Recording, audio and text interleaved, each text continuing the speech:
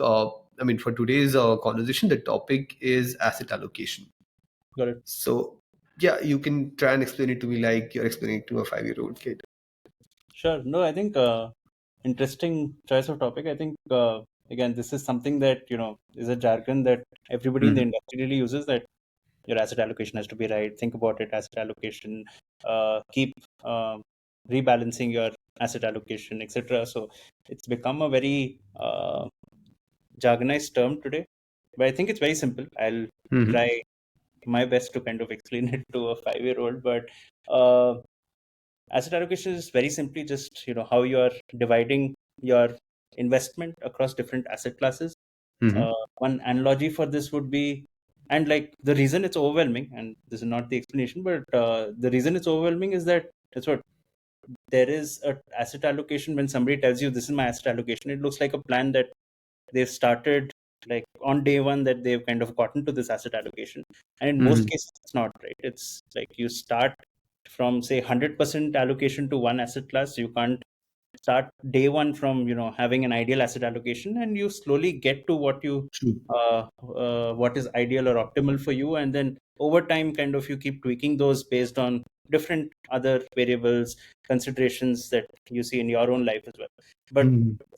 from a 5-year-old's perspective, it's something like how they learn in school, the education system.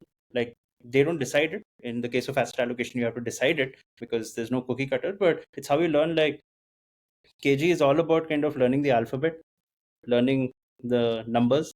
Uh, that's it. Like it's just basically, to sum it up, it's English and math. So, Mhm. or before even that, it's just basically sounds, for example, or the alphabet itself, right? Like so, on day one you're 100% there. Then you have a little bit of numbers coming in. Then you have algebra. Then you have say social science. Then you have say physics coming in, chemistry coming in, and over time you have like a overall portfolio of subjects that you need to learn, so that your education is more well rounded. You kind of get exposure to different things, so that when you choose a specialization, you have the basics in place.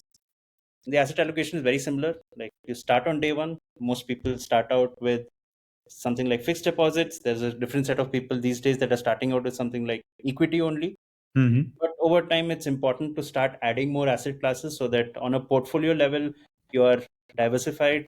You don't, uh, it's not as volatile as that asset class that you're just exposed to.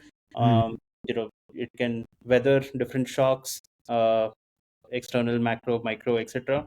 And kind of, it becomes healthy. And every year, in the case of, say, students, every year that curriculum changes, here, that's what, Mhm. either quarterly, half yearly, annually, whatever you want to do, you keep looking at this and saying whether I should keep tweaking it, or whether I should kind of keep it the same. But that's, Mhm. in a nutshell, what asset allocation is. You don't get there on day one. You start from one place where it's 100%. Right. You then slowly start adding more, and you get to an ideal asset allocation in a span of, say, a few quarters from when you start. Makes sense. I think that was really enlightening.